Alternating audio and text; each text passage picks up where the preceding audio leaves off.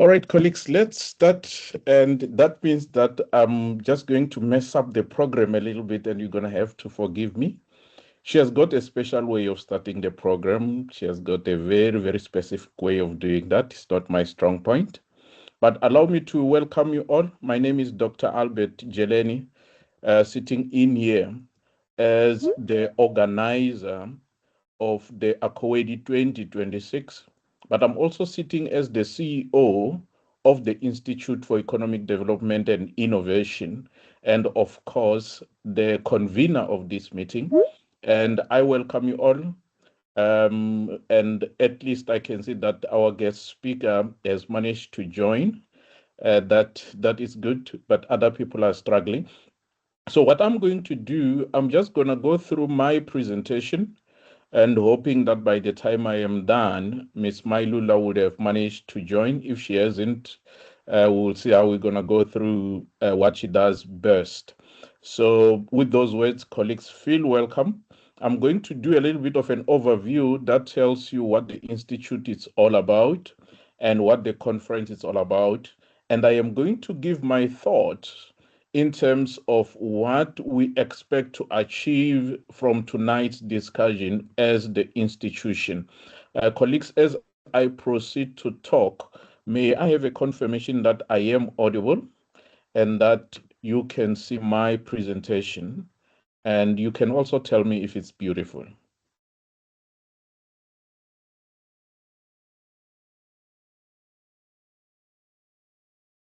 All right, I see a sign that says all is good. Colleagues, this is the presentation that I'm going to run through, and this is the presentation that I use every week. But because we do have new people every week, allow me to just go through it, and I'm hoping that as I go through it repeatedly, you will also get to understand more what we are all about. The Institute for Economic Development and Innovation is a continental professional body.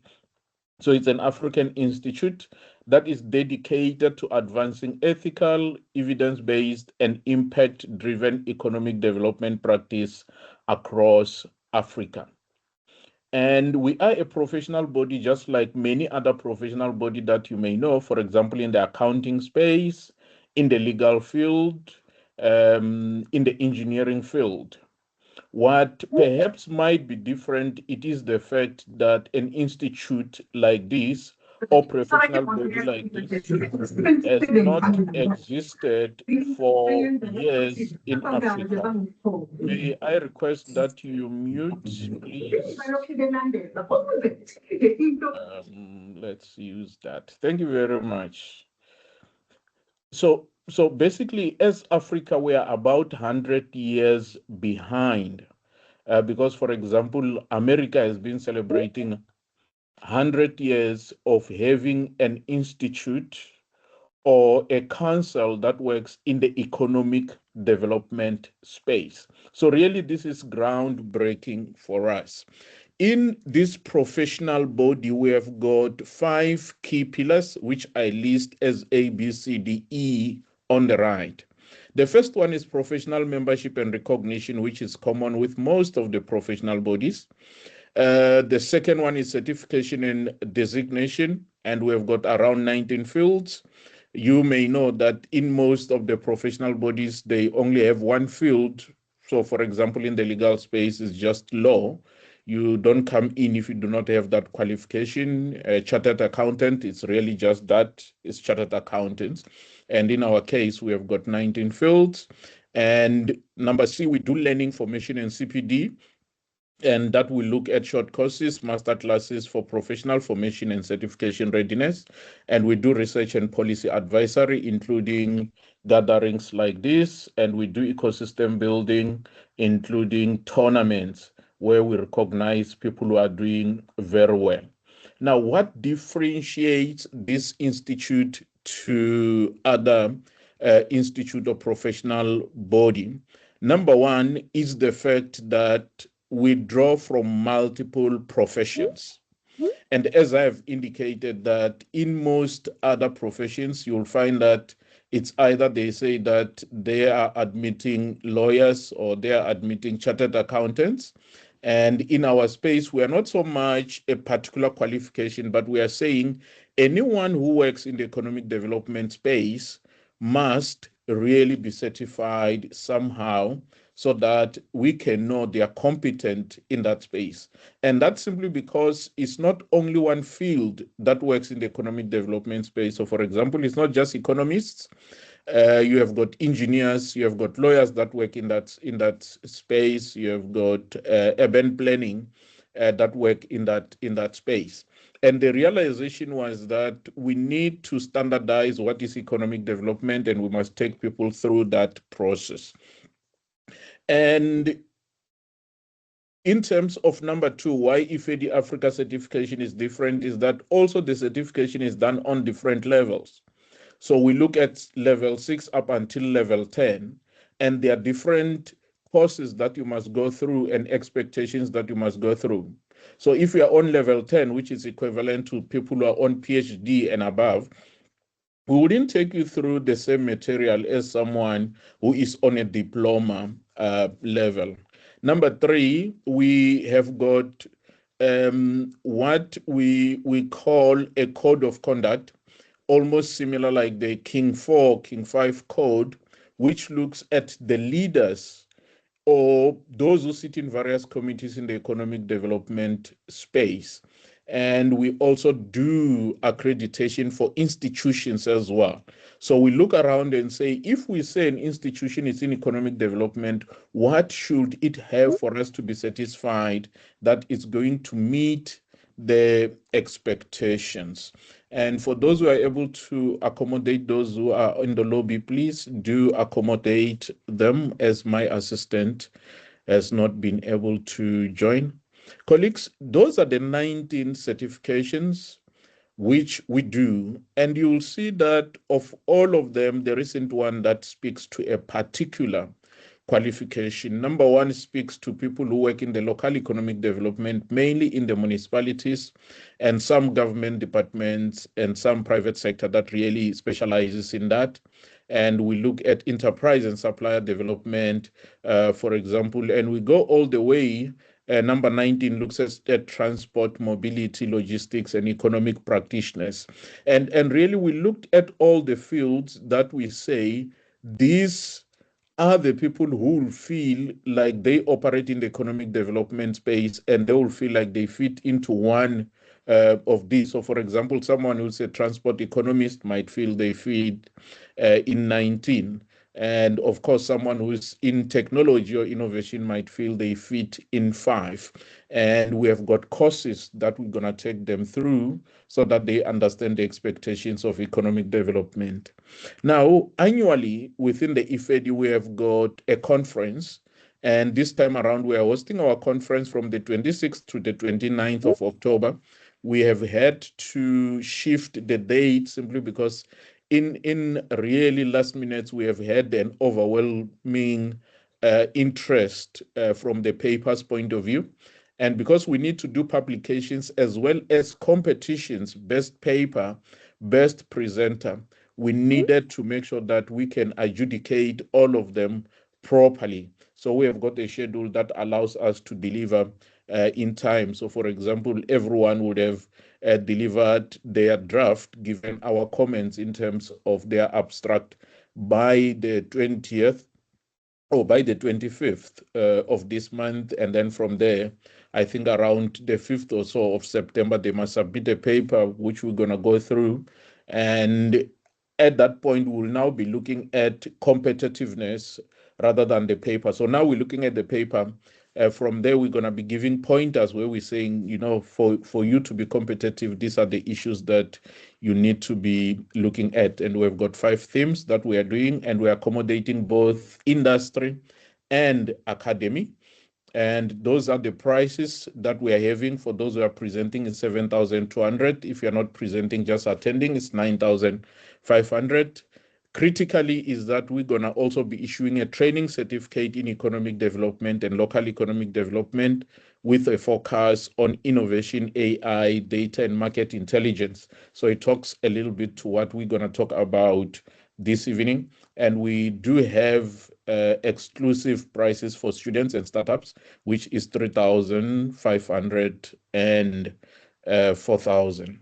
Now, let us go a little bit into tonight's topic, and I'm going to talk, just to frame where we are without having to really direct where the speakers or presenters must position themselves.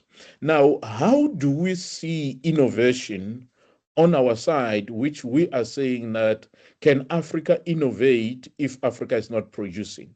Now, we believe innovation needs or requires the ability for us to be producing something which is meeting the needs of the people in that place.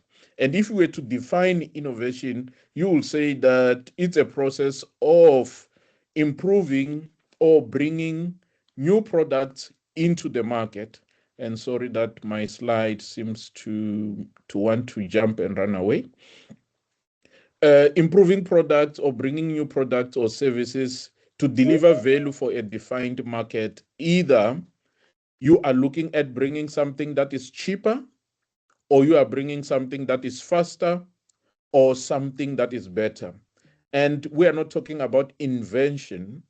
You are saying that my people are there. Can I give them something that is cheaper than what they are using now?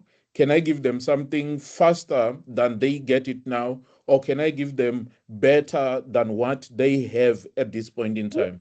For a lack of a better word, you can call it continuous improvement.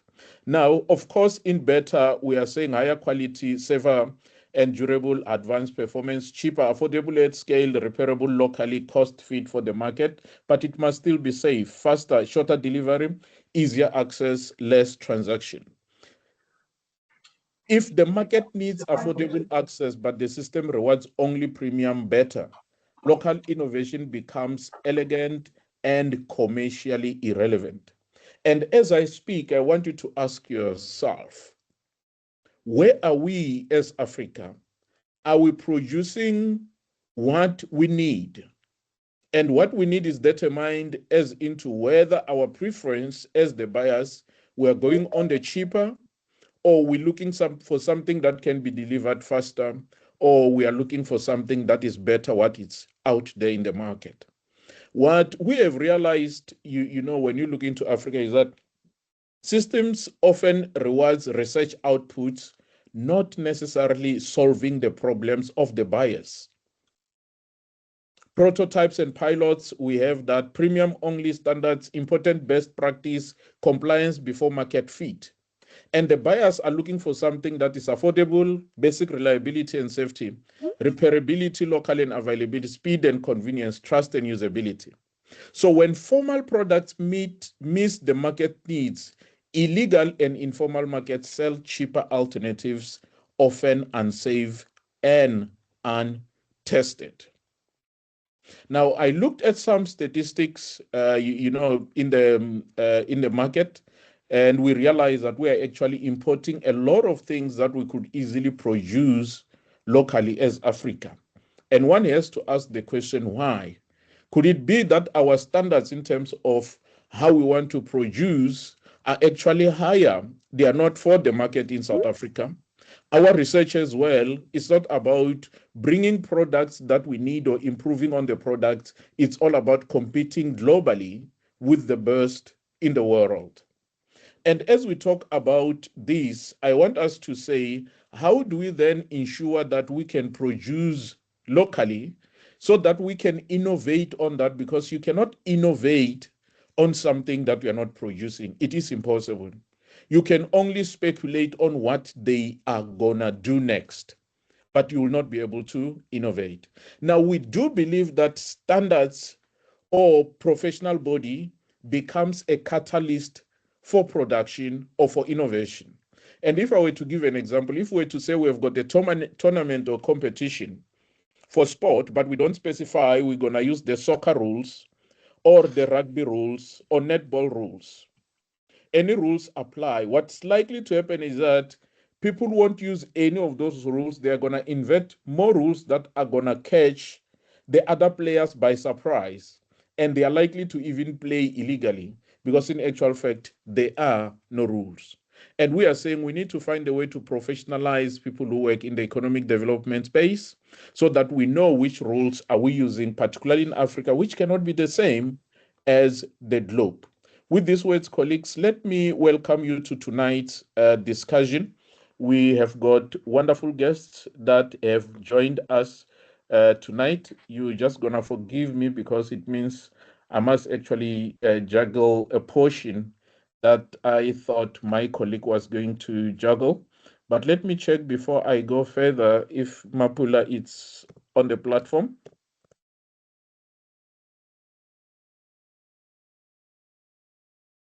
All right. If she's not here, it's not a train smash. The only thing is that obviously it's gonna take me longer to find the bios for my colleagues, and I then feel sorry that I cannot properly introduce them. I would have loved for them to be introduced properly, the same way that we always do. So I didn't have their biography with me nearby. So I'm just gonna really just introduce them by name and the little information that is there on the poster.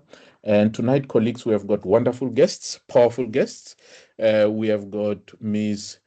You'll forgive me if I don't pronounce the name very well, Galetliwe Semenya, who is a founder and managing director of Semenya Consulting and Association. And we also have Dr. Nicholas Obby Mainza, who is the Chief Agricultural Economist, Minister of Agriculture, and is a National Secretary, Economics Association of Zambia.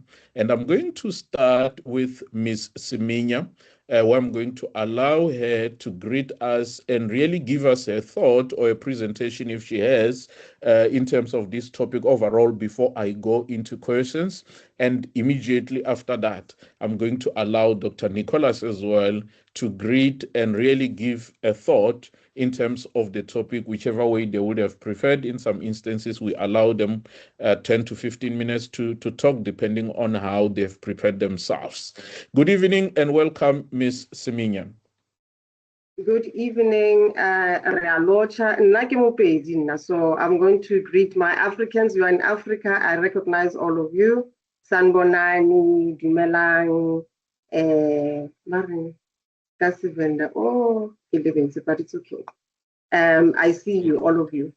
My name is, yes, you butchered my name, Dr. Albert. That's not a good way to start. You really butchered my name. It sets the tone for me. So my name is Galetliwe Fokolamufu. That's the full name. But you can call me Miss Semenya for this platform. And I indeed am the founder of the Semenya Consultancy and Associates. So basically my history is based in project engineering, design engineering in the transport industry, designing operating models for any organization. So what goes in, processes, and what goes out, especially infrastructure projects. And I'm also an advocate for women in leadership. I carry over 20 years of experience in this industry, ranging from designing heavy working vehicles to operating them to manufacturing, and also giving submission of papers challenging the status quo of our knowledge here in Africa. And I'm very pleased to be part of this discussion and agenda. It's a very close topic for the African continent.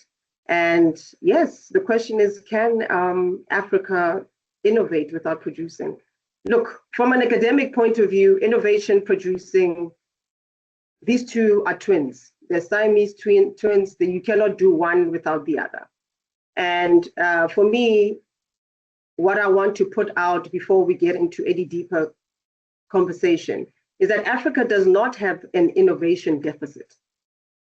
And I'll tell you why. Africa has a conversion deficit. So meaning that innovation has always been there. Innovation and civilization has been proven to be present here in Africa. I don't have to prove anything. Go to the oldest civilization infrastructures that exist in Africa. We're in Zimbabwe, in Sudan, you go to Egypt, you go to Mpumalanga, you go anywhere. The oldest infrastructure that exists here in the continent of ours shows that innovation started a long time ago. So it's not a deficit of innovation, it's a conversion deficit. So there was an interruption with what was developed back then to what happened, and we all know what we're talking about. The colonization, it got stopped, and then we carried on a different trajectory where innovation was interrupted. So it's not a matter of can we address our problems, there was an interruption. So we definitely have, I've come across great scientists, entrepreneurs, natural resources that we have and markets in Africa. But too often we fail to convert knowledge into African-owned intellectual property. So I want to underline that line. Conversion of intellectual property. Intellectual property allows you to continue. You said something very important in the process of product development. If you don't have continuous improvement, innovation becomes a problem. But for you to have continuous development, you need ownership of intellectual property, you know? And I've got really scary statistics, which is my opening statement, that since I think 1819 to 2014, everything that has been invented in this African continent of ours, 2.5%, only 2.5% of what has been developed in Africa is intellectually owned. The IP is owned by Africans. And the rest, which is about 89%, is owned by somebody outside. That's a huge issue that we need to address. And that's my opening statement on the topic. So the question that I would pose as a follow-up to what you asked, can Africa afford to continue innovating without producing, owning the intellectual property, manufacturing at scale, and capturing the economic value of what Africans created? Meaning that I'm talking about our ancestors. So that's my opening statement. So I'd like to, let's see where the conversation takes us, but that's my keywords is we have a conversion deficit, not innovation deficit. Ownership of intellectual property. Those are the key words that I'm going to be building my case around in this conversation. Thank you.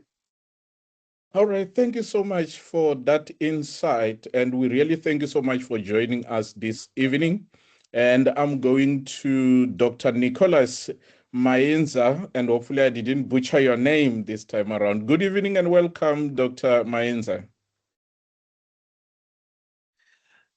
Good evening, Doc. How are you doing? No, I'm okay. Yourself?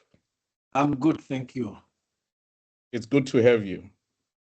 All right, thank you very much. Yeah, pleasure is mine. What do you want me to talk about with you this evening? As a start, you can just give us your thought, just before I start to shoot questions to you. I just thought overall, you can just tell me your thought, about the topic tonight. Can Africa innovate without producing, whichever angle you take? And then from there, I'm going to go through the questions that I have. All right. Thank you very much. Yes, Africa indeed. Yes, Africa needs to innovate. Can Africa innovate without producing? I think that's a topic of discussion. Of course, with many other nitty-gritties that needs to be talked about. Maybe what I can say is, yes, Africa needs to innovate. Concerning my name, I think you got it well. You got it right. Yeah, so what I can just say is that I have a lot usually when given a podium, when given a platform like this one, to speak to the colleagues. And I want to begin by, taking cognizant of all the people, all our listeners who are attending this discussion, this very important discussion this evening. And that we appreciate you, colleagues, because you've really managed to spare your time to be a part. And we do not take this for granted, but just simply to appreciate you and say, let this discussion be the one that is going to yield yield benefits and results for Africa. I'm one of the people that advocates for a self-sufficient Africa. I'll give you a bit of statistics, Dr. Albert.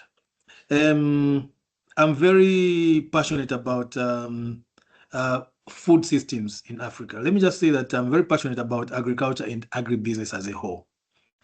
And we are saying that, Africa is a powerhouse in terms of the natural resources, be it the presence of the human resources, the knowledge. I think we are a hub of knowledge in Africa. We are a hub of natural resources. We are endowed with a lot of natural resources. Talk about the massive land that we have.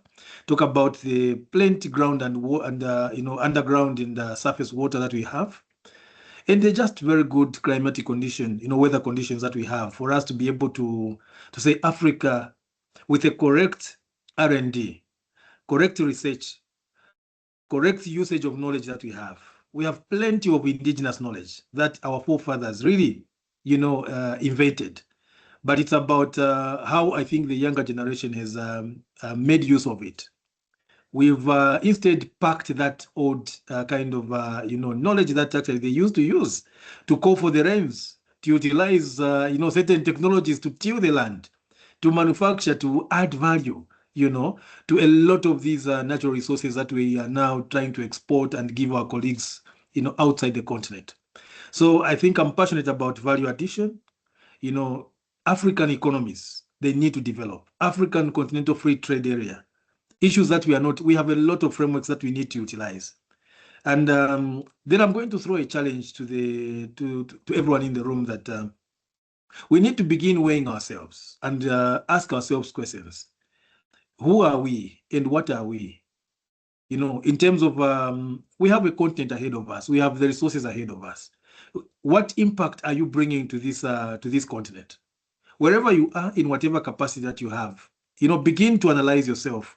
What value, if my days on this earth were to end today, what value would I have added to my country? Zambia, South Africa, Zimbabwe, Botswana, Africa as a continent and, the globe at large. So I think we have a lot.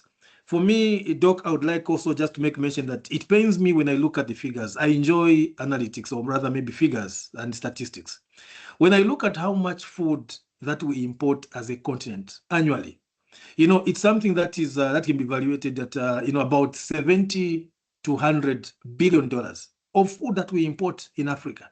And yet we are the ones that say we have abundance in terms of land, water, and just many other natural resources, and even the weather conditions, very favorable for us to be able to be manufacturing, producing value addition, so that we just now, export finished products, so that we keep the jobs within our continent. But we are importing about this much. And then if you were to look at what we actually, export, let's look at the imports against export in terms of food. We are saying that we import about between 70 and $100 billion. And then what we export is just around 50 to about $65 billion. So meaning we are already in negatives, right? So we are not doing well. So these are the gaps we need to look into to say, what are we not doing right? So for me, I think it's about what we are going to be discussing today. And then besides just this, kind of, the amount of dollars that we export and import in terms of food, we have close to about between 30 and 40% of food losses from the harvest. So I think we have a lot to do. We have a lot to do, and it's such kind of conversation that needs to bring the industry captains. We need the universities, the students and the lecturers.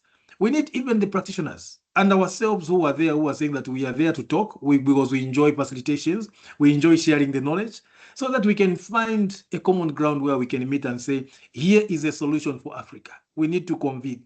And I look forward to, 2063, I hope I'll be there, Dr. Albert, and I hope me and you, together with Ms. Semenya, we'll be there, so that we know the agenda, the African Union Agenda 2063. It's all about having, the blueprint and the master plan for transforming Africa into a global powerhouse of the future. So let's look into this one. Otherwise, thank you very much. And I'm looking forward to more discussions. Yeah. Dr. Mainza, thank you so much for joining us from Zambia. And I'm now just going to pose some questions. And if I don't do it right, please forgive me. My assistant usually does this better. And I'm just going to give you a similar framing that you can respond to. You may have responded to some of the aspects to it. So if you have responded, you're just going to skip. And really, to both of you, this is what we are thinking. Africa generates research, prototypes, and startups, yet often imports the technologies and manufactured goods that embody those ideas. Where does the chain from knowledge to production break most severely? And what evidence should guide the first intervention? I'll start with you, Ms. Semenya, once more. You can just give us our thoughts. I know you may have touched on some of those. I was talking, but I didn't. Yeah, I have muted. Okay, no problem. So, current status quo for me is, most of the economies that are classified as first world economies, they hold on to the status, the wealth of the middle class, and here in Africa, we're still trying to invest and see how we can empower the middle class. And one of the vehicles that they're trying to invest in is the SMEs. And SMEs that are currently in position to pick up the middle class, they have a very big issue that they're coming across, which is access to capital finance or seed capital. And whether we like it or not, I'm not going to go and use big terms and all. I'm in academia as well. I've got a master's degree and all of that, no problem. But I want to keep it simple. If you don't have the capital to start you off, it becomes a problem. It becomes very problematic. So we need to come very innovative, if I may say so, with ways of coming up with financial tools to allow the SMEs to continue to start up their business without killing the possibility of growing. And I've had a couple of experiences where SMEs, yes, they have brilliant ideas, and then they have to write a proposal to the big financial institutions. The probability of them getting that seed capital is really next to zero. The reason is, it's because, preparation of a community that has never been in a process of being developed to start up a company from the beginning all the way to the top does not exist. So if you expect people who come from extreme poverty to start up a business, it becomes a challenge for them. This is a growing, phased out process. So when we tell the SMEs you have to start small, it's like we're talking Greek to them, figuratively speaking. But, from a business model or from a business planning point of view, or from a business acumen point of view, starting small is important. But the issue comes back again, even starting small in most of our African countries becomes a challenge, because starting small still requires seed capital, and that seed capital is still not available. And it becomes so degrading to the people who have great ideas. I mean, I'm motivated by a Nigerian company. I think they're manufacturing a vehicle. I think it's called Innoson in Nigeria, and they're owned. Yeah, Boeing Bears are financial institutions. There are a lot of people who have done it, but you can count them. If you had to compare them to the global market that we're supposed to be competing with, we're really not even close to them. So the challenge here would be for startups, collaboration is going to be a need. I have the strategy capability, someone has a manufacturing capability, somebody has a design capability, other one has a sales capability. And so the whole value chain to make sure that this product that has to be designed from cradle to grave, you have a collaborative manner. But in South Africa, unfortunately, because of all these things that have, or even South Africa or any other African countries, collaboration is an issue. From a legal point of view, trust issues, seed capital, accessibility, it becomes an issue. So collaboration doesn't even become an option, you know? So how do you grow from that? So most of our SMEs, what do they end up doing? They start converting themselves to NGOs or NPOs. Now, that's a shame. Yes, thank you. Thank you so much, Ms. Semenya. And really, you are touching on the nerve there, where many people think perhaps we don't even need to innovate. Funding innovation, and that is key. You know, what have we done in the past 40 years, in the past 100 years? Have we done anything in that space? Thank you so much for that input. Dr. Mainza, do you have anything to add in terms of where should we start? First intervention. Yes, Doc, I have, I can add, I think she spoke very well. My colleague spoke very well. Thank you very much, Ms. Semenya. Yeah, you shot it up and quite excellent. You know, one of my key area that I always look at, I'm always interested in, you know, fundraising for the startups. Mm-hmm. Yeah, I look into rural financing, and simply because I believe using the cooperative model has been a very good tool, mostly with regards to rural development, even the urban areas. I've taken up to do a bit of studies, and sometimes I even just do some desk review. I look at how East Africa, you know, with specific cases in Kenya, Tanzania, Ethiopia, and then you move to Malaysia, Singapore. Those countries have become big. Look at Singapore. Look at Vietnam. They're just simply using the cooperative model. And I'm beginning to see, I don't know about South Africa, I don't know about Botswana, Zimbabwe there, whether this model also is getting there. Where now we are seeing a lot of what is called as village banking, where colleagues with like mind and interest, they come together and begin to, you know, inculcate these financial literacy aspects and also an aspect of fundraising, basically fundraising. And this takes me to what my colleague was just talking about. Most of the startups that we are having these days, the entrepreneurs, yes, would want to have them, for example, the term I would want to use, like this is a hub, okay? An agribusiness hub where we need to begin nurturing these you know, startups, such that we need to make them understand and you know, begin to write well-meaning, you know, and viable business proposals, such that when they're looking for financing, you know, where they are having financing gaps, because we know that mostly this is what is being proclaimed as a huge challenge in Africa, that it's quite difficult to find financing, affordable financing, and as well as accessible financing. It's because most of these financial institutions that we have around, they are commercially oriented, okay?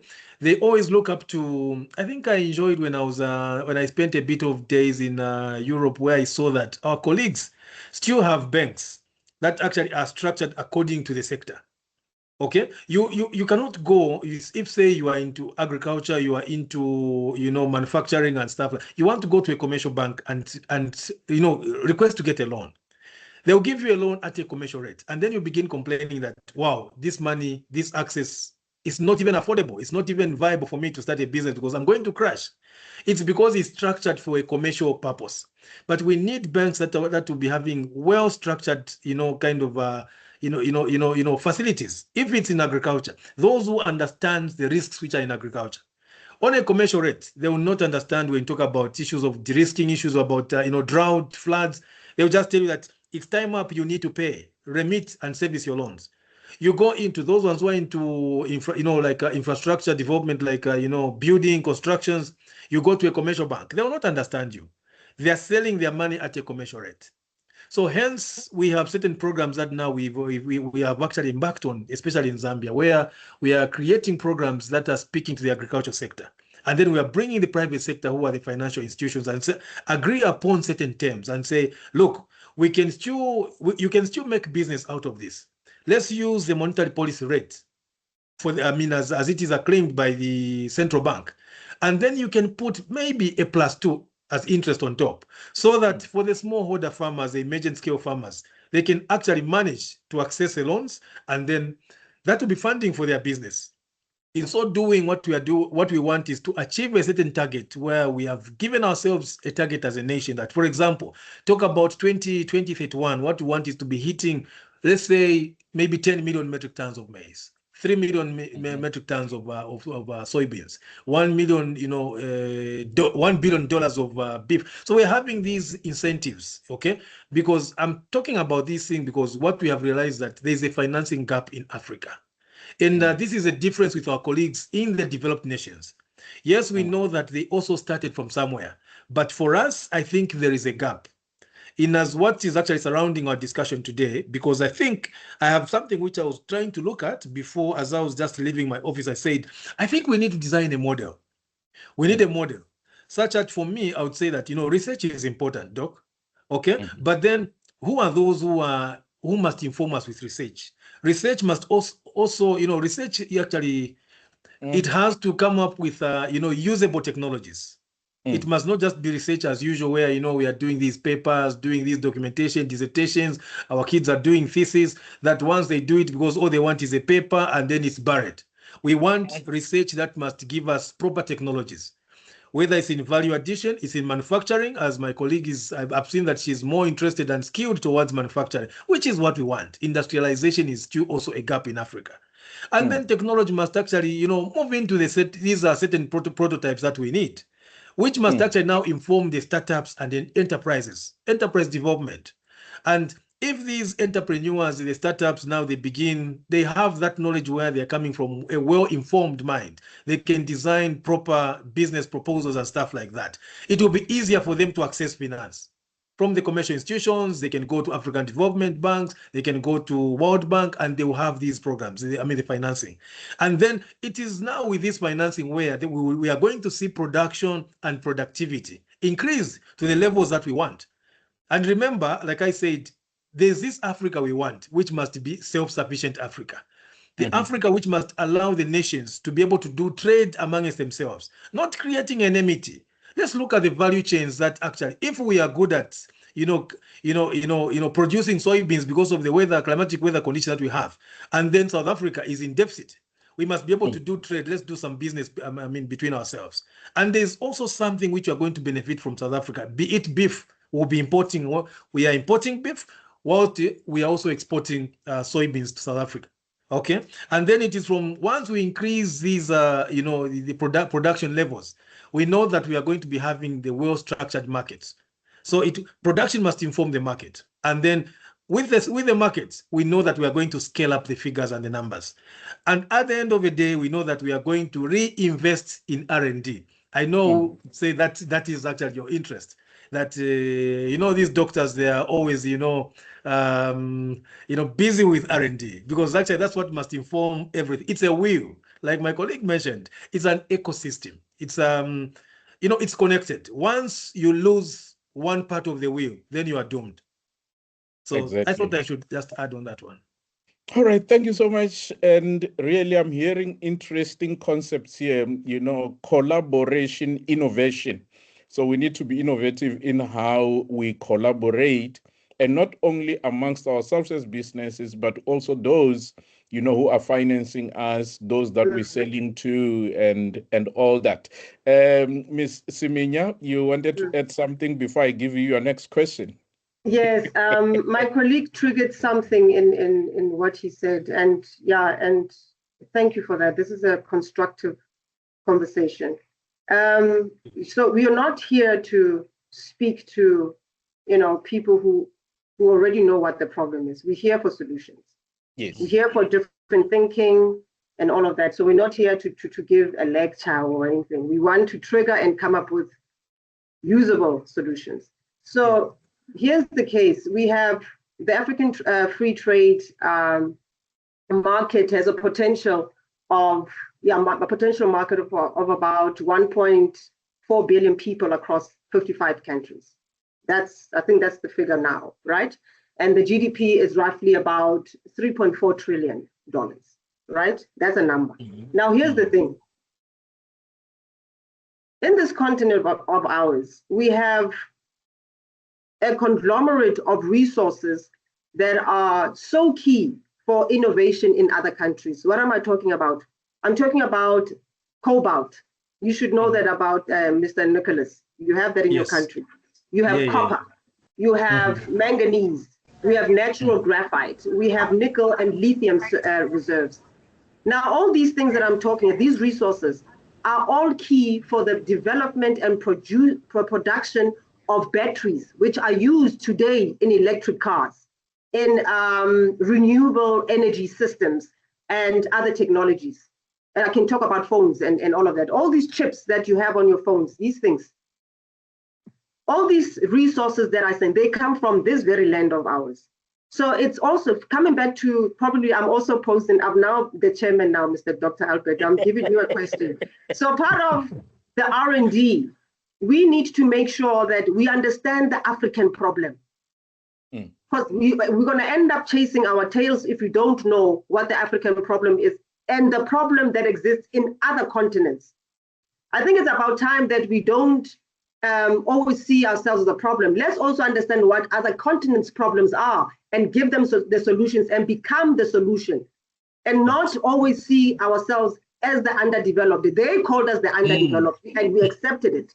So we must stop there and stop thinking about us as a problem, see ourselves as a solution, see their problems and give them the solutions, because we have the resources. For the fourth industrial revolution that is happening out there, we have the resources. Even if we are stuck in the first industrial revolution, we have the solutions for their fourth industrial revolutions.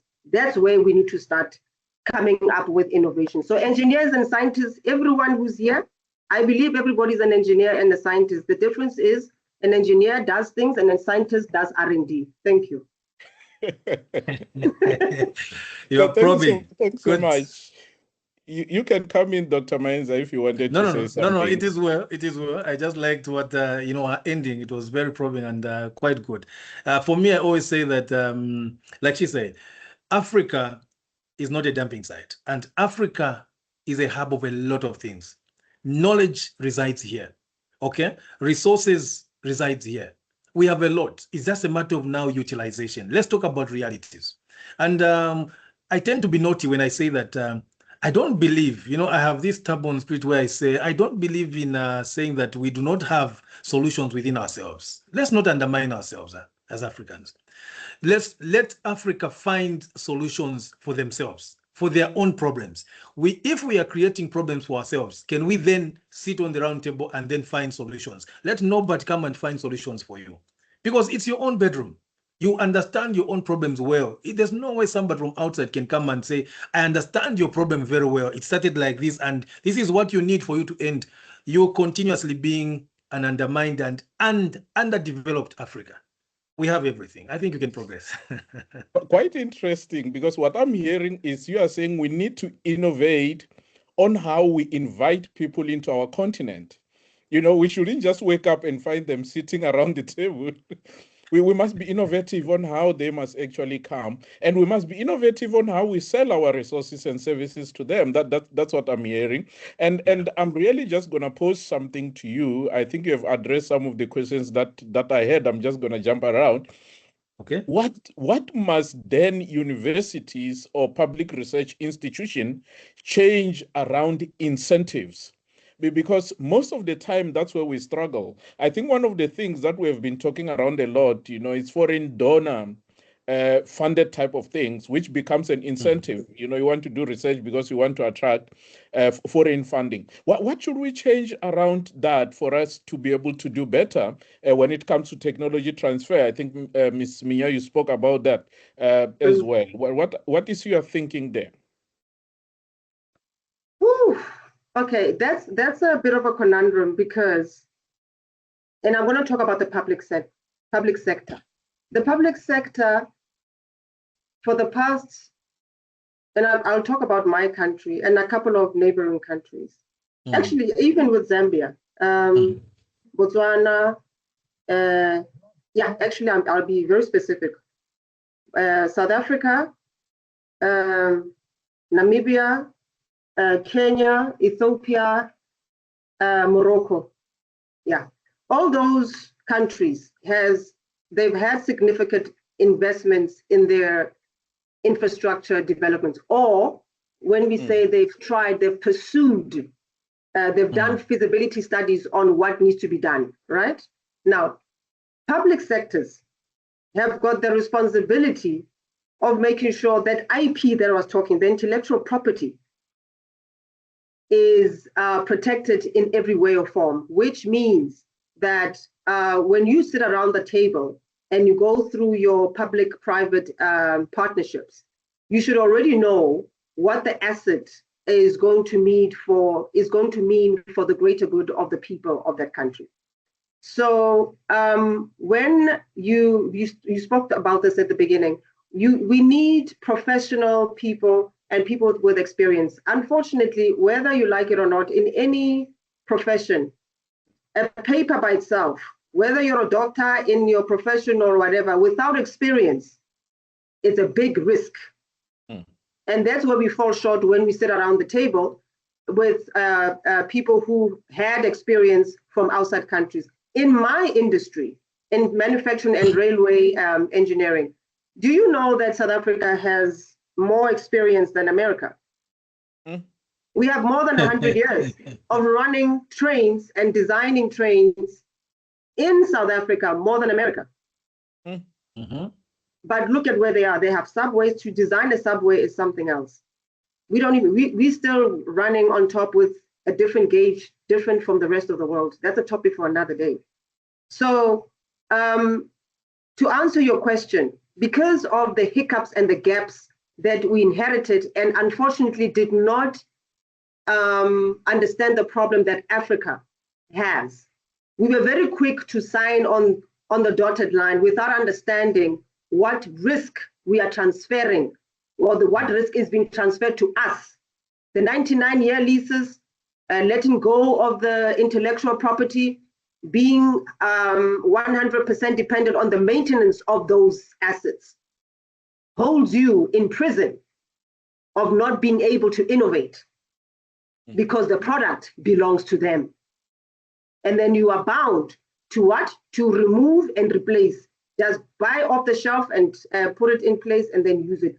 Then you become the consumer. Unfortunately, that's what most of the African countries have come into. So institutions, I believe, in closure, institutions, especially academic, the universities of this land, they need to partner up with public sectors, meaning state-owned entities, because they have the purpose of developing infrastructures, and they become the lab of bringing practicality of what is being studied in universities.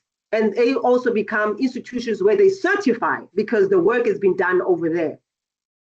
So I believe state-owned entities need to become learning organizations so that we create a library of intellectual property, which is owned assets of the country. So if there's a collaboration between state-owned entities and universities, that would be a great step in the right direction in owning intellectual property and making sure that we are able to compete with the outside companies that bring the knowledge that seemingly they say we don't have. So that would be my suggestion, and I think it will work perfectly well. Thank you so much. And perhaps, Dr. Mainza, looking at it from the agricultural point of view, really, is there anything that we can change from the research point of view, from the production point of view? But also, Ms. Semenya, as we're talking, you're bringing something that you might be thinking about as well, and he may answer to it. The issue of prototyping, because what I'm hearing is that we have had rail that is working, we've had a prototype. But we have allowed somebody to overtake us when it comes to being the best in that space. Now, imagining an SMME that has been doing something that works, And all of a sudden, we see it being done in one of these, developed countries, and they're actually more ahead than us. From the funding point of view, because I think that's where the gap is, and it's possibly in our case, we had to go to different leases simply because we didn't have the funding. We needed somebody to put money. Well, what is it that we can do there? So you can be thinking about that. Dr. Mainza, from the agricultural point of view, any point in terms of the research direction changes that we need to make? Doc, I have a lot of submissions. We have a good number of colleagues on the podium here with us. We are a good people. We in agriculture and agribusiness. For Ms. Semenya to be speaking here, she needed an agriculturalist to do what he or she needed to do. So meaning we are the producers. Yes. And then I don't know, but then this one now I would want to argue with my colleague, but of course, professionally. Okay. It's a discussion. Yeah, that I don't know who comes first here. Is it a producer? Is it an agriculturalist, or it's actually a researcher? Did we need a researcher to begin to produce so that now we can come and feed, or actually first we came in and produced, then a researcher came in now to come and innovate?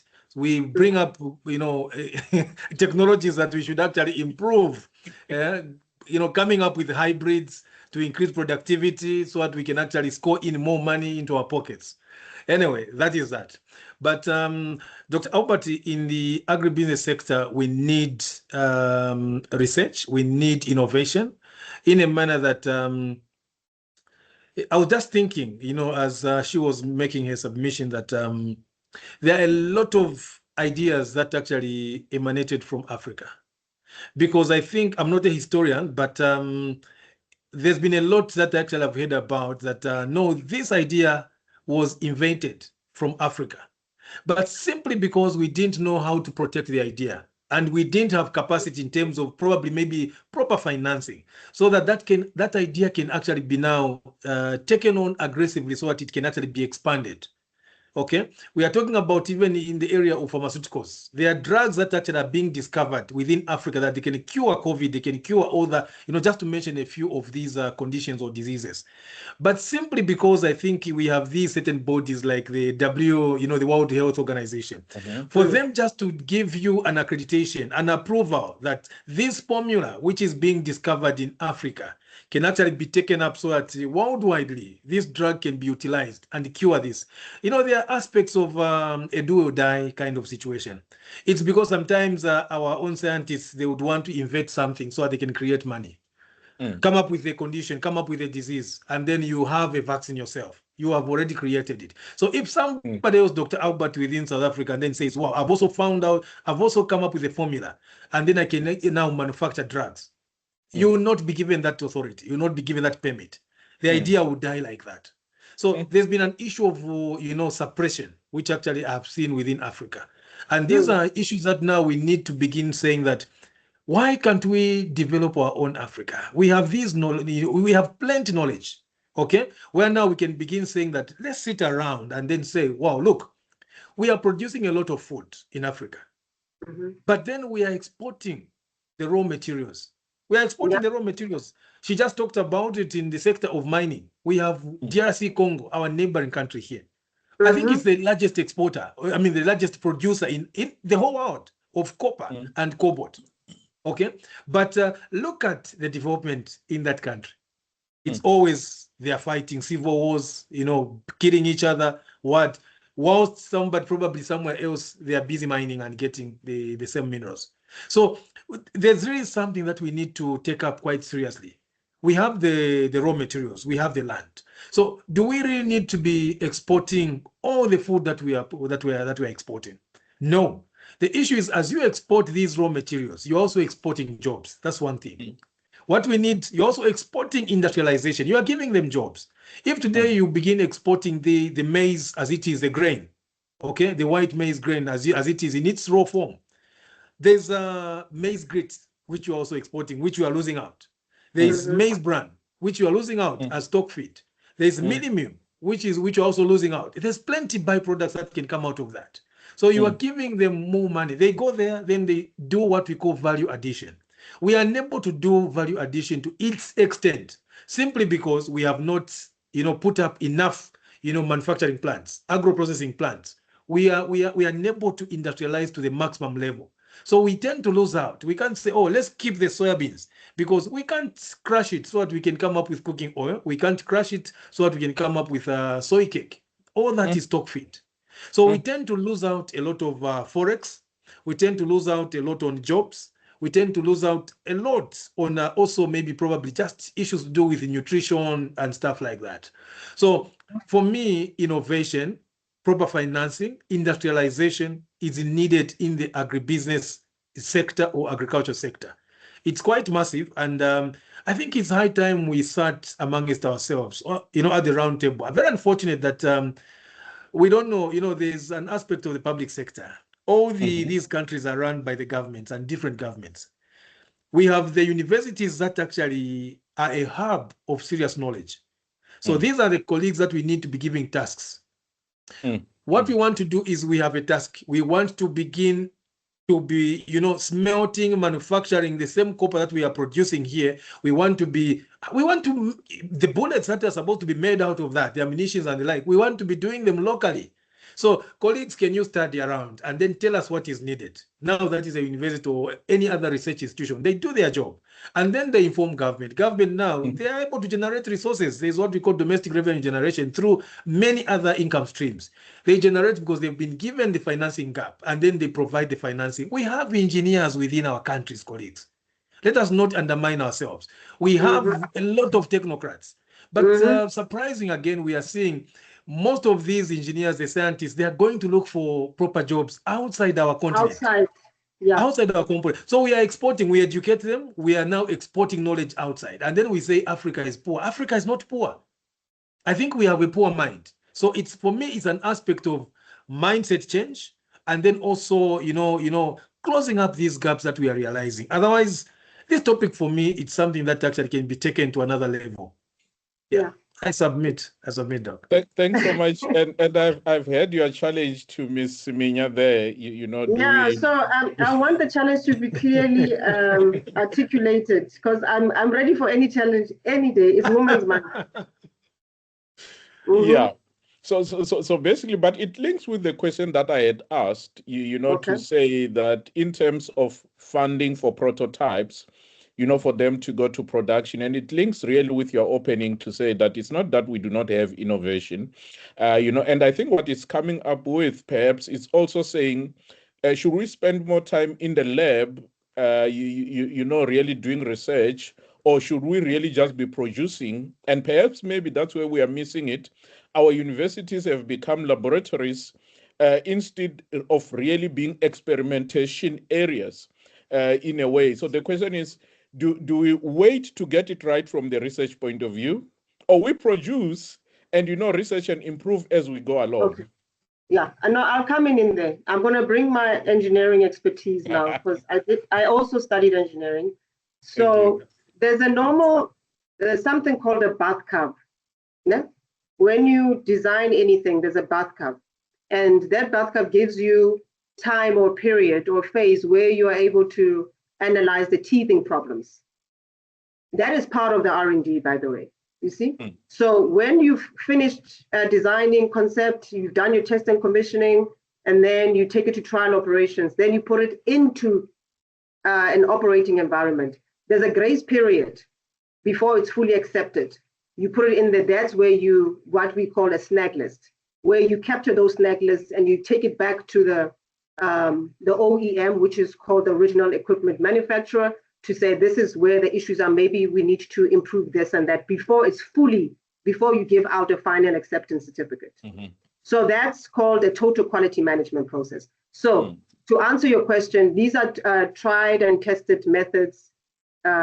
You have to make sure there's an endpoint where the R&D ends, and then R&D now moves away from paper into practical space, where it goes into an environment, and then there's input in the form of snag lists. So, and that was my opening statement when I say innovation and production, which is manufacturing. they go hand in hand, but there's one that goes into, but there's also a feedback loop.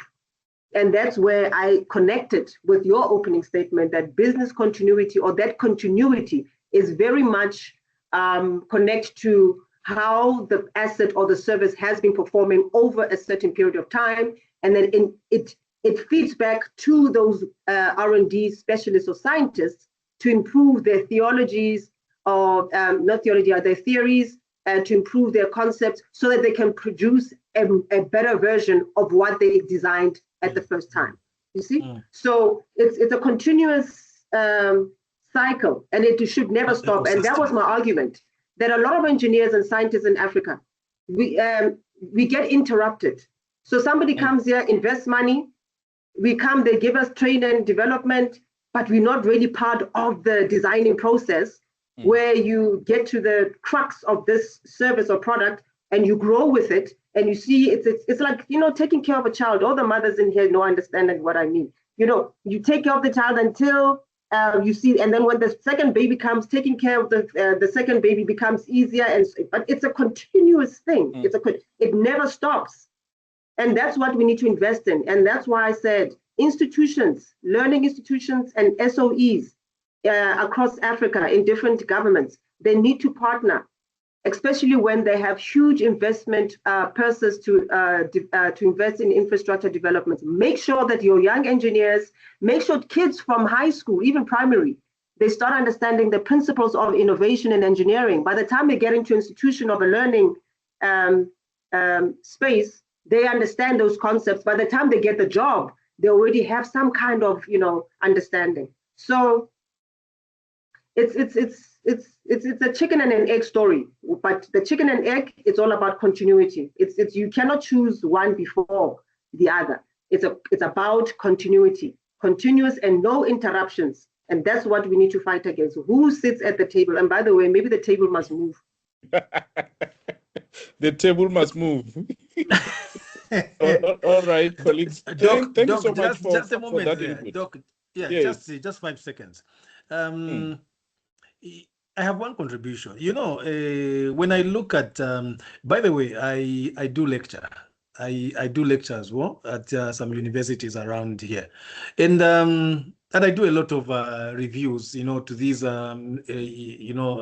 colleagues that are always publish, the peer-reviewed documents, from all over the world. And when I look at certain theses, that actually, sometimes I want to become a sadist by commenting, and I would say, surely I don't need to be given such kind of, I'm being labored to start analyzing or reviewing such a thesis that actually, when you just look at it, I would say, this one I can end up giving a 0 out of 10 or 0 out of 100. But then I want to say, wow, look, this kid probably, they've spent money, parents have spent money doing studies or this, what am I trying to say here is that I would want to begin seeing the kind of researches that are being done, which must inform our future.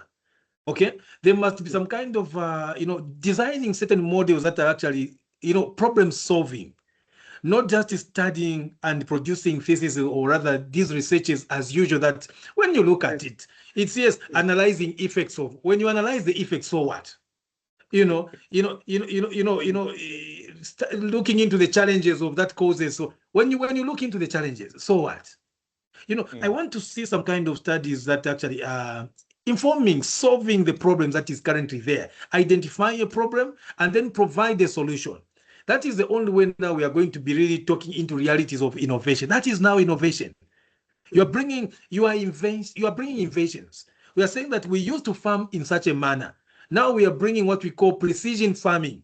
Okay, proper utilization of inputs, or rather, getting the maximum out of the little inputs that you have to put into production. That's what we need. But I have this one. I don't know. Maybe one of the two. Maybe Madam Semenya or maybe Dr. Albert. Maybe you've come across this. I've still been looking for the reality in terms of the information that I just came across this on the social media, where they're saying that now in China, our colleagues, they have begun to change. They are no longer awarding these PhDs, the doctorates, to somebody who just goes like me and then just begin writing thesis and just studying. For them, they're saying that they want to award, a doctorate to somebody, maybe even with an undergraduate, as long as you have invented. These scientists, they create something. You have created a vehicle, you have manufactured a vehicle, an engine, new engine for this. For them, they're going to award a doctorate. A doctorate. But these days around, what I'm saying is, somebody during our days, though we're also younger, but an MBA, an MBA doc, Master of Business Administration, it was only awarded or rather allowed to somebody to go into school and study. Somebody who's already practicing, who's already working. What is an MBA? It's about strategic management, managerial.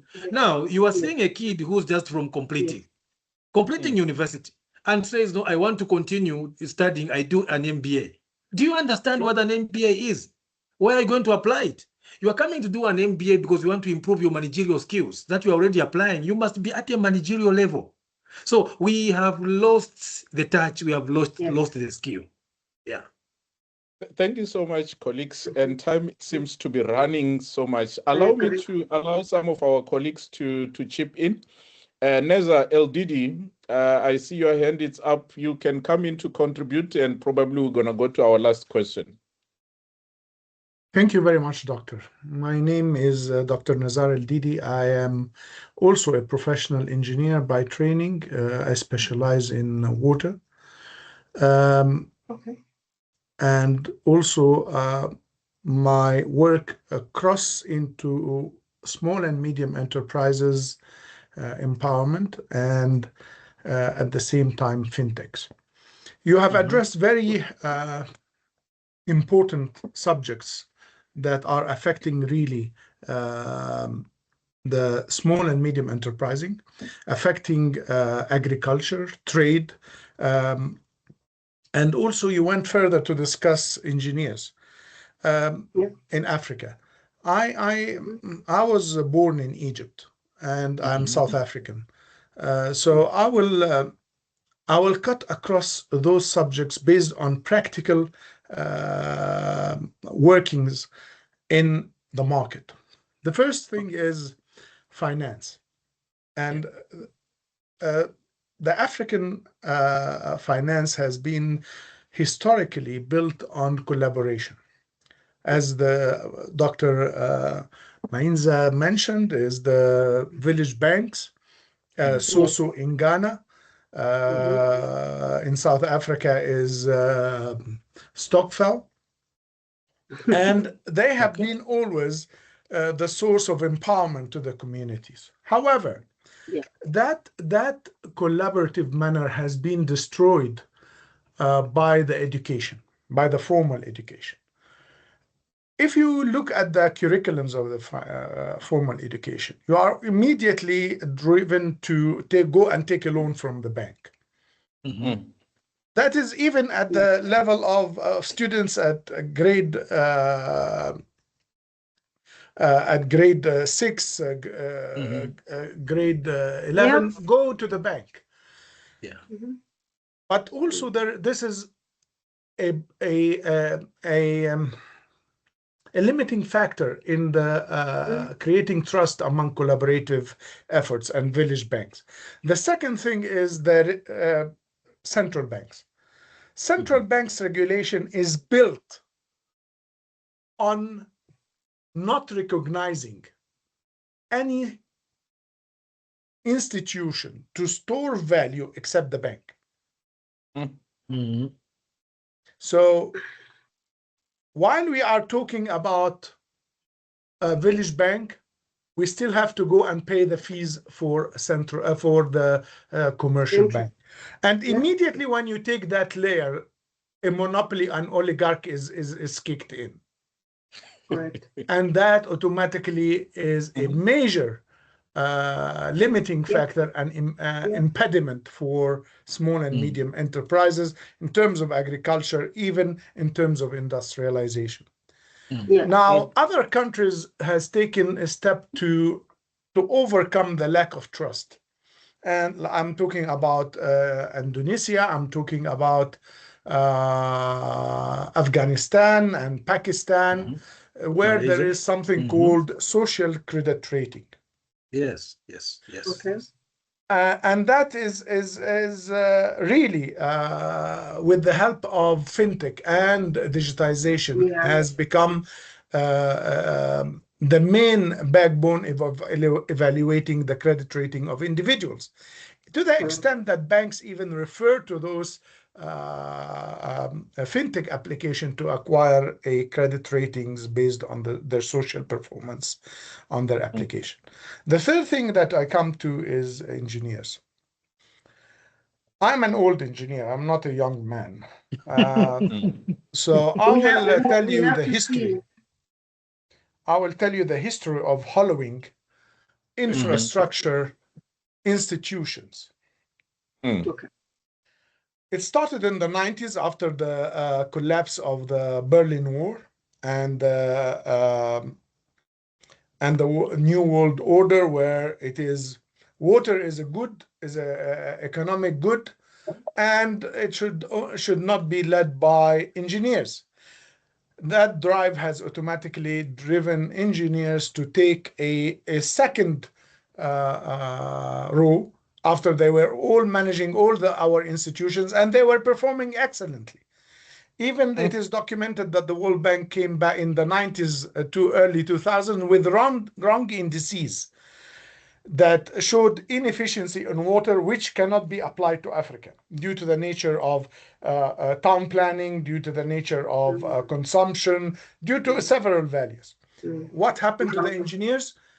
Suddenly, the engineers that used to run everything efficiently at a lower cost has to teach, had a boss in economic or business that they have to teach and to teach what is the subject. And that, of course, took a lot of efforts from them and also demoralized. So either they decided, okay, let us see what will happen, and institutions started collapsing one after the other. Very good examples can be drawn from Nigeria, can be drawn in South Africa, but I don't want to go in that. Secondly, the engineers are treated badly. By the way, I'm just to add that recently the World Bank started coming and say engineers should go back and take leadership. I recall in 2018, 2015, I was in Cape Town conference with the Institute of Municipal Engineers, and the deputy mayor, who was an engineer, came in that opening session telling engineers you should forget about leadership roles in any of the institutions. By the way, engineers are the only ones that are trained to project manage officially projects and issues. So now there was an extensive attack on engineers. Look at South Africa. The amount of engineers in leadership are zero. I remember in one of my side visit to a wastewater treatment plant that was collapsing, I got an advice from a counselor who has not finished tertiary education, how to do treatment processes.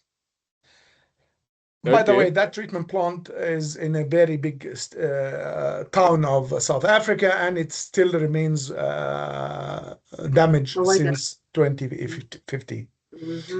Unfortunately, with the engineers taking the second or third row, they wanted to see how politicians and economists are going to lead. By the way, I'm also in economics, so I'm not attacking economists, but I am stating it as it is. I have a written book documented by the American Water Association, saying the changing water utilities, where they are telling the engineers who are the backbone of the water utilities, you should not lead and you should leave it to the economists. What that resulted in? Increased tariffs, hollowed institution, and at the same time dysfunctional in most of Africa, and I have worked all over Africa. I'm sorry that if I have put it in a very long statement, but I would like to thank you very much for allowing me to participate with you. Thank you very much. Thank you so much, Doc, for joining in, and you have really just pushed me towards my last question. I'm going to allow Naledi to come in, but as she comes in, I'm just going to phrase my last question for my speakers to be thinking about as well. You know, we're talking Agenda 2063, we're talking One Africa, and I can't remember who touched on it, but I want to talk about how are we going to coordinate productions of some of the things that we can see that this perhaps should be the competence of Nigeria. While we can do it in South Africa on a smaller scale, how do we perhaps then agree that we must go and set up in Nigeria so that we do it on a bigger scale, you know? And perhaps how do we set up in another country, say Egypt, for example? How do we go towards specializations, you know, as different countries? How do we become united? And one of the things that made us come into this institute, it's where we said, do we have standards to regulate professionalization? And I think that's what Dr. Mainza as well was talking about, where somebody can just come in and say, in this space, we do not need engineers. And if we had a standard of saying that in economic development, engineers can come into leadership, we do have some of those in that space. And that's where we are thinking. In our case, we are thinking professionalization. But I need your thoughts as well to say, how are we going to produce together as Africa and as we go towards close? I'm going to allow Naledi to come in, and after that, Ms. Semenya, you're going to tackle that and any other thing that we have in thought. And after that, Dr. is going to really wrap up as well. Naledi. Good evening, everyone. Dr. Jeleni and everybody else, thank you so much for convening such an amazing, session tonight.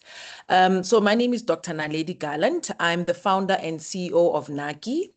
It's a tech startup, and it's basically a trusted transaction infrastructure for the informal service economy. And I'd like to bring a personal experience, into the question pertaining to the commercialization of research. So Naki, which is, this new tech startup of mine, it emerged directly from my PhD research.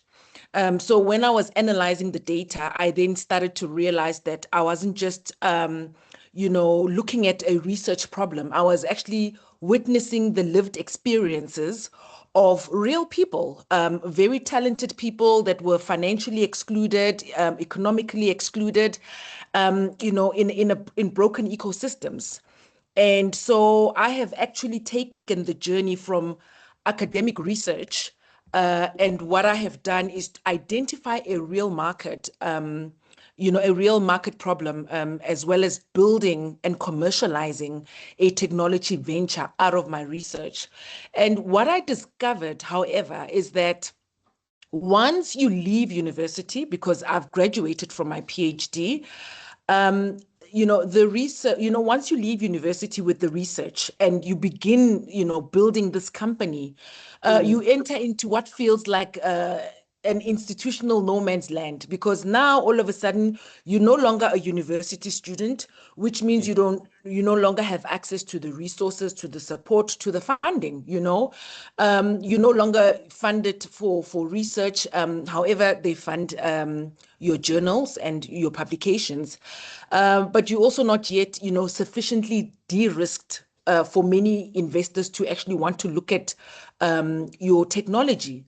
So my question is, where in your view, this is to any of the panel members, where in your view should responsibility sit for financing and supporting the critical transition from research output to investable, scalable African enterprises, and what is currently missing from our innovation ecosystems? Because we're talking a lot about research commercialization. It's such a buzzword, but I feel like there's a disconnect between how that journey is curated to make sure that after the research, after the graduation, the very same student is then supported and they still have access to, to the resources and to the support. And my second question is, if African universities continue to measure research success predominantly through publications, citations, and graduations, are we not inevitably creating incentives to produce knowledge rather than economic value? Because my question is, should universities begin measuring research impact, through commercialization, patenting, spin-offs, job created, technologies deployed? And if so, what would need to change in university funding and academic incentive systems to make sure that we incentivize and we basically facilitate our researchers to look beyond the graduation and submitting their thesis, and that their thesis need to live beyond the library or a publication, basically. So that is my question. And, also based on my personal experience, it's been quite difficult for me to get Nike off the ground. I've been struggling to get support, as I've mentioned. Even grant funding is something that hasn't been available. And we hear a lot about women in technology. I've got a technology, I've got a pilot, but I'm unable to get grant funding. So it almost feels as if when they say we're looking for Black women, African women in technology, it almost sounds rhetoric because it's so difficult. Yeah. All right. So, education value chain, it shouldn't just be a stop at some point, but we need to look at it as a value chain. Ms. Semenya, I don't know if you want to respond to that. But as you respond to how we work together in Africa, you can respond to that and any other comment you may want to give us. Yes. No, I'm really inspired by Naledi. Naledi, come back on the line. We want to see your facial expressions. Thank you, Doctor. And by the way, congratulations for taking the quantum leap. Not many people, do that. You know what? Take what I'm saying with a pinch of salt. You've actually just answered yourself. When you said institutions should actually look beyond just financing, students, they should take it beyond, because once they have the system and they have the credibility of giving you a report of how valuable that work is. So when they, whoever is the financier, they should look especially for thesis and master's degree and PhDs, when it has to go over into practice. They should make sure at least the 2 or 3 years of it to see it in practice, and to come back as a valuable input to what you have started. The financiers should make sure that they actually invest into that. So yes, learning institutions, the UNISAs of this world, the WITSs of this world, UCT, you name it, they need to extend the support, the financial support for those theses, so that it comes back. Because at the end of the day, it does bring value to them and their brand equity. And when people have to do citations, there must be some kind of a pro rata that's attached to it because of the work that you did, So for me, you've just answered it. So they need to make some kind of a collaboration with other financial institutions. If it's not the school itself, it could be the banks, it could be the companies which are out there, the CESOs or whichever companies which are known for giving bursaries and all of that. Don't stop at when a person graduates. It has to be put in practice afterwards, because you can't invest into something that's just going to be on paper. So when I was listening to you, it's funny that sometimes, when you're passionate about something, you actually answer yourself, but you don't hear. So for me, I'm taking it as that I totally agree with you. I also found myself in the same position where with my master's degree, I specialize in private and public partnerships, and that's what I do. I always challenge and come up with solutions, and I always challenge the risk transfer from the private to the public sector, and that's why I'm quite passionate. And by the way, Mainza, I think I'm going to come to Zambia to your government there in the transport I think communications and whatever, I'm going to come there to discuss some few things there. You're welcome. So it's always about, I always make sure that I put the people of the country first, based on my thesis. But I would have loved whoever who invested into my studying, my master's degree, made sure that at least 3 years, because that's also seed capital. You see, it empowers me to make sure that whatever that you invested in comes back. Firstly, as a citation for you. And then secondly, for me, it gives me power to start off and make this the outcome of my research a reality, you know? So that's it. I think that's what whoever who has the powers to do so, Dr. Nicholas, you can take it to the powers that be in the institutions. Dr. Albert, you take it there as well. And yeah, it's something that needs to be taken. Maybe when we meet at the conference, that's something we need to take further. I think it's quite a subject to be taken further. But thank you for that. Thank you so much. If I can just add one last point to what you are saying, there's also another element missing there, because a lot of the researchers, they are doing research. So another element that would need to be added to that to actually get them to be able to commercialize their research is incorporating entrepreneurship in there. So teaching them while they are doing research to be able to do pitches, to be able to, do presentations, be able to stand in front of people, because that is ultimately also what you need to get your product out there. Because I find that a lot of researchers feel that they are only researchers and they don't see themselves as business people. And I think that's where the missing link is as well. So quite a few steps and quite a few areas that need to be carefully looked at to basically fill in all those gaps and curate that journey for the researchers, so that they are able to actually see beyond the publication. Thank you so much. Yeah, thank you. I hope we see you at the conference. I will be there. I've already submitted my full paper. So yeah. Wow. Thank you. Thank And you. then I don't know if I still should answer or should I give it to Dr. Nicholas? I need to breathe a bit and I need to put the breath away. Let's allow Dr. Mainza to take it on, and then you can come after. Okay, thank you very much. It was nice. I decided to pay very much attention to Dr. Neza, and I also paid very much attention to Dr. Naledi.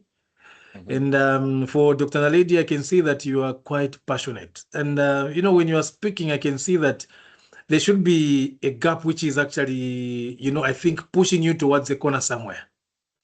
I'll be honest with you to say that there are very few doctors or PhD holders, so to say, who've gone to study up to that level. And then they have continued because they've generated some knowledge. And then they've seen that actually what I've found out as a gap into this study, I can now, event it. I can now develop it into something tangible. For me, this is my belief. I always tell people, you'd see others now saying, no, I'm studying, I'm finishing my undergraduate, I'm going to do my master, then from there I'm going to do my PhD.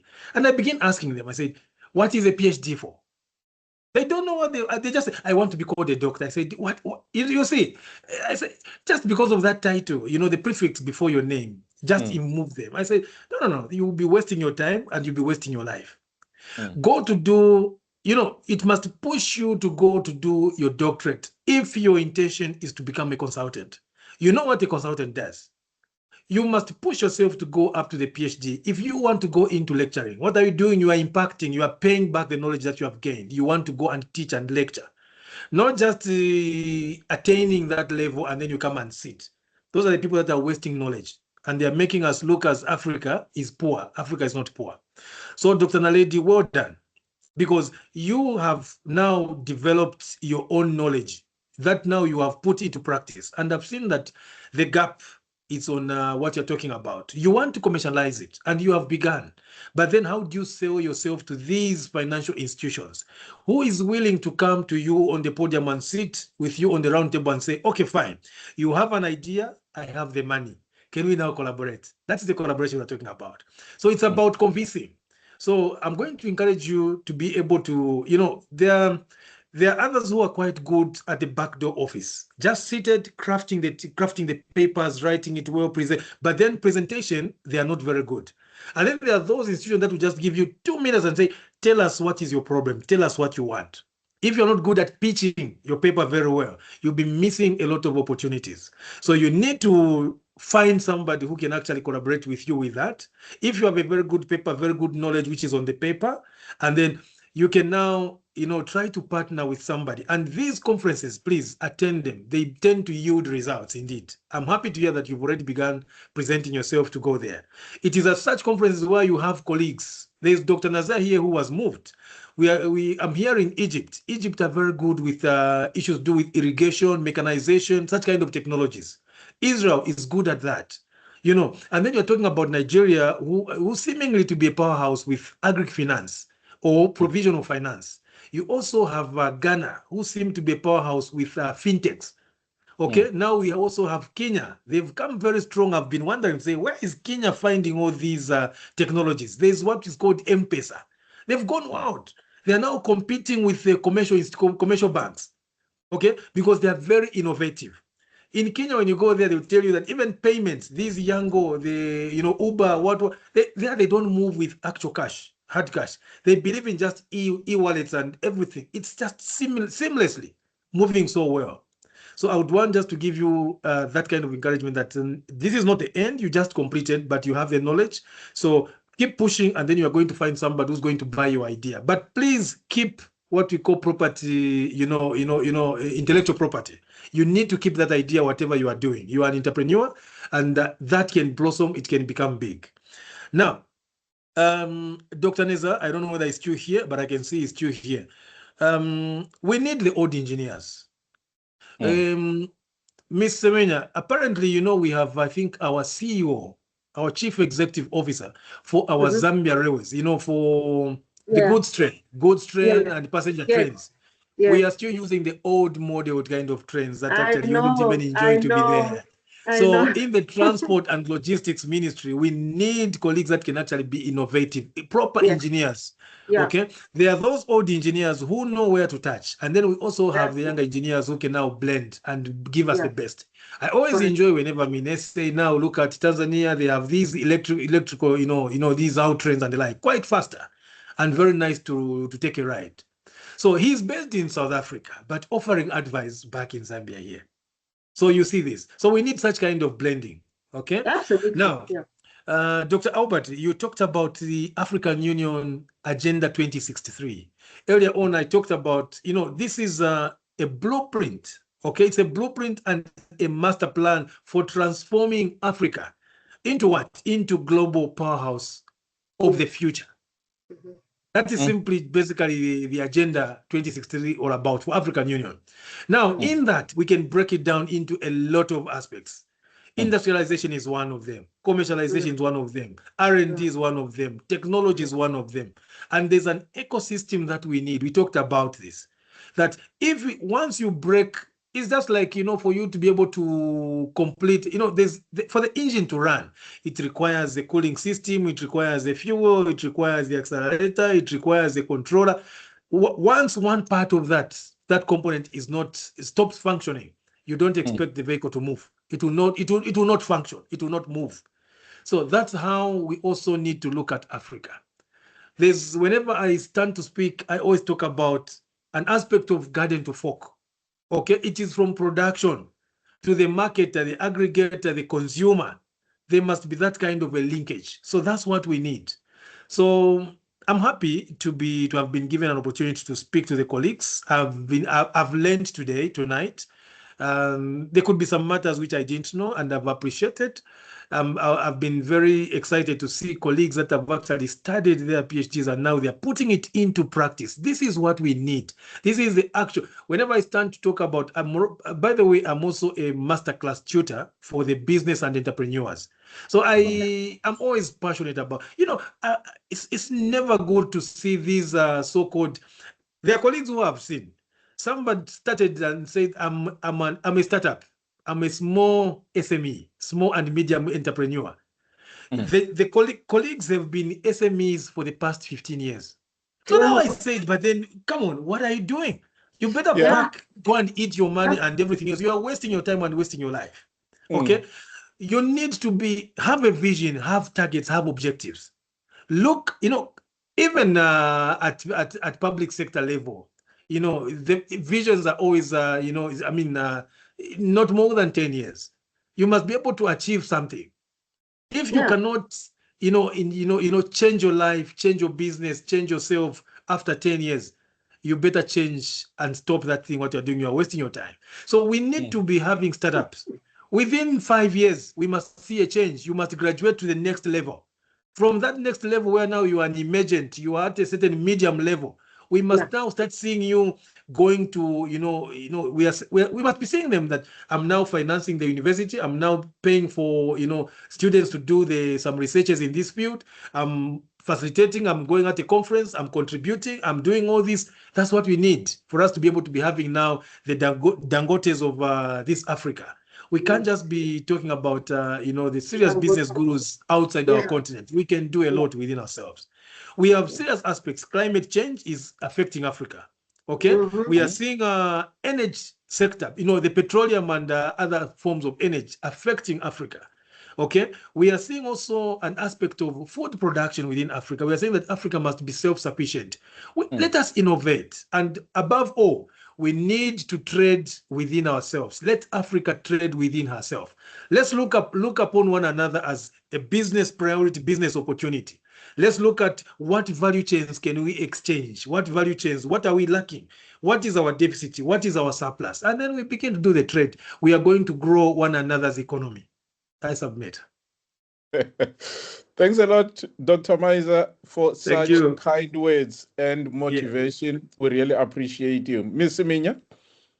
Yes, thank you so much. I'm not going to say much. Dr. Nicholas really touched on a lot of things. So I'm going to take it to a micro level, especially for the SMEs and the startups, and which is quite a passion for me. Naledi really is one of the flagship cases where you get someone, a Black, intelligent woman, takes what she studied for and starts up by herself. And I'm sure she can tell us how difficult it was even today to access capital. Now, to make the African free trade the market to really take flight and come into realization, which we call at a macro level industrialization. We need to dissect it down to a community level. And in those communities, we need to package them in a way that financial institutions are able to design packages to assist the basic needs of living for that community. And those basic needs of living should not be provided by the outside traders. They should work amongst themselves to make sure that access to water is done by themselves, by their community. I think in Bogota, if I'm not mistaken, Nazar, you're well traveled and you're an engineer. In Bogota, I think it's called Bogota, they adopted this model where a community actually put money amongst themselves to build a road so that they have accessible working roads in a community. They don't wait for the government to do anything for them. And when you have mobility and you have access to water, basic needs, mobility, good roads, access to water, access to electricity, access to agri-business where you feed yourself. You are able to have some kind of growth. You have your community GDP. And when you start at that level, can you imagine if you expanded in all these other countries or these provinces? Then we start growing. Because at the moment right now, we have this thing that we all have to go to university. There's some people who are have to be trained through TVET. We need skills in South Africa. Not everybody's going to get a PhD. We actually need skills. Manufacturing and production needs skills and hardcore we need skills. Hands-on. So TVET should not be looked down upon. We need people to take that seriously and adopt this community economic development from that level so that basic needs are offered by the people who live in that community. You know, I know we've got municipalities, it's not working. People need to take that responsibility of making sure that basic needs are done for the people. When you do things yourself, you have more probability of making sure that things are done accordingly, because it goes into your mouth, it goes over your head, and all of that. You make sure as a community that things are done properly. And by the way, this is called the village model. This is how our forefathers used to live.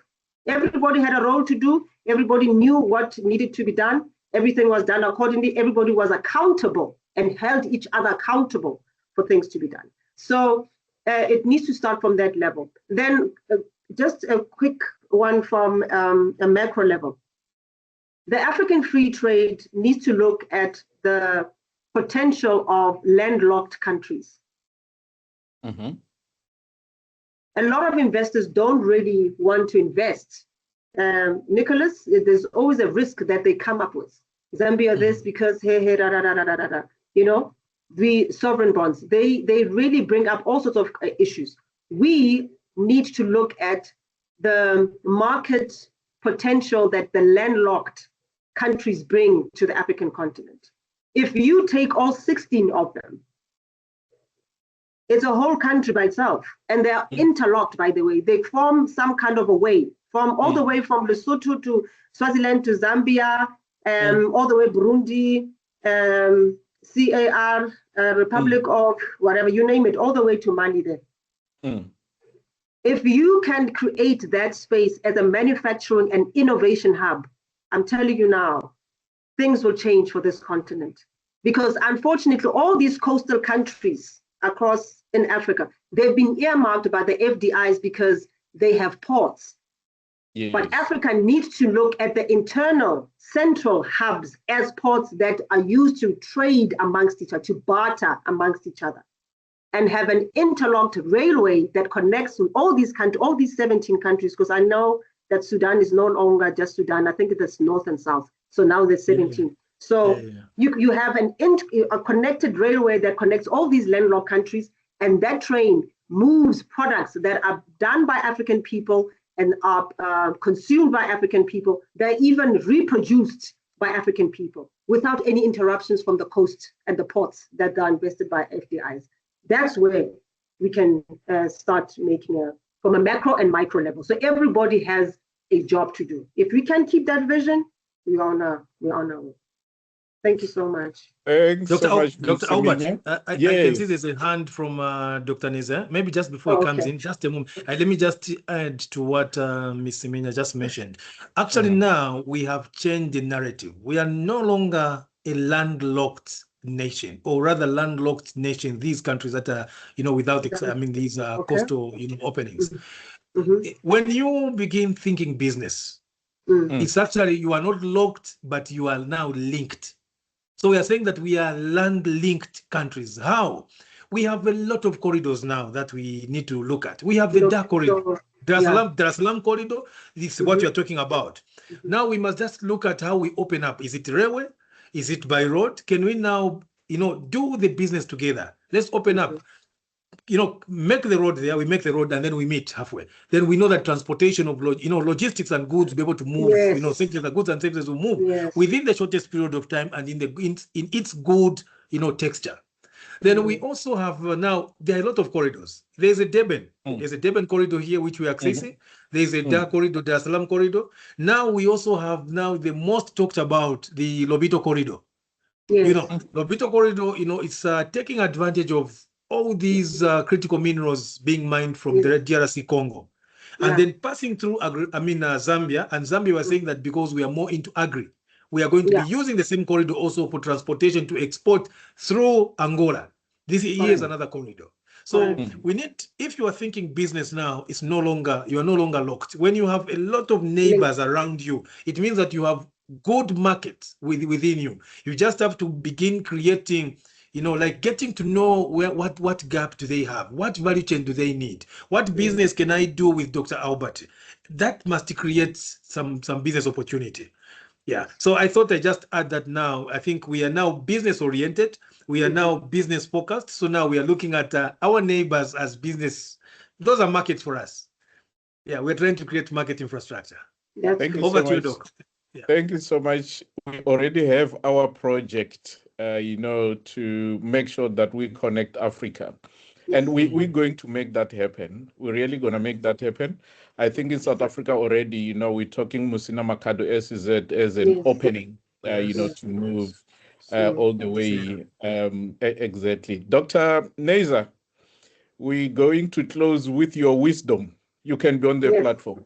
Thank you very much. I really would like to make a last comment on a subject that that was brought up by Dr. Semenya.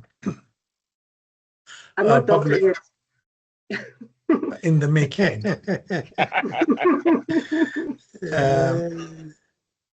Public-private partnership. Yes. In Africa has been impeded by the following. First of all, decisions are made in isolations with of the consumer, like in the case of the e-tolls in Johannesburg, which triggered political risk.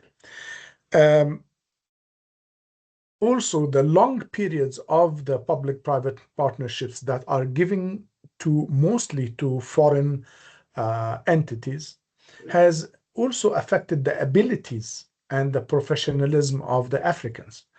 If I give a tender for a road or a water utility for 25 years, and then I go and bring my people from another country, even if they are from prisons and co, to manage those projects and construct it. And then I expect that anybody will try to develop himself to become an engineer. I think we would be joking to ourselves. If you see the PPP's tenders by themselves, they are not designed for Africans. They are not designed for local capacity. They are not designed to allow local capacity to flourish. They are designed for creating barriers to entry and renegotiation after award. Yeah, I agree. I can give you several examples from Nigeria, Zimbabwe. Also, until now, the governments in Africa has not tried to implement the unified currency, which has been advocated by the African Union for a long time. And it will not, because the only time Africans had a unified currency is in the Francophone region, which was imposed by the French-made central bank. So I think also there is an issue internally among the African countries when it comes to collaboration. But I'm going back to the PPPs. The PPPs also, the government has not allowed its citizens to participate in any of the funding of the local projects through the stock markets. Even if you look at the stock markets entries, it is blocking completely small and medium enterprises, and even in the alternative market, in the X market. So that's contributes again to the financial capacities of the African citizens and African countries. I don't want to talk much, and I know I can talk forever, and I know that you need to sleep. Thank you very much. Thank you so much, Dr. Neza, for joining us. Ms. Semenya, it was a pleasure to have you on the platform. Dr. Mainza, we really appreciate you, and everyone who has been here. And apologies for extending this session by 30 minutes. I could see that people were passionate. Colleagues, see you next week, same time, and we have got a different interesting topic, and of course, as always, powerful speakers. May you have a lovely evening. Thank you very much. Bye-bye. Bye. Thank you to everyone who logged in. Thank you. Thank you. Bye. Thank you very much. Cheers. Thank you. Bye-bye. Bye.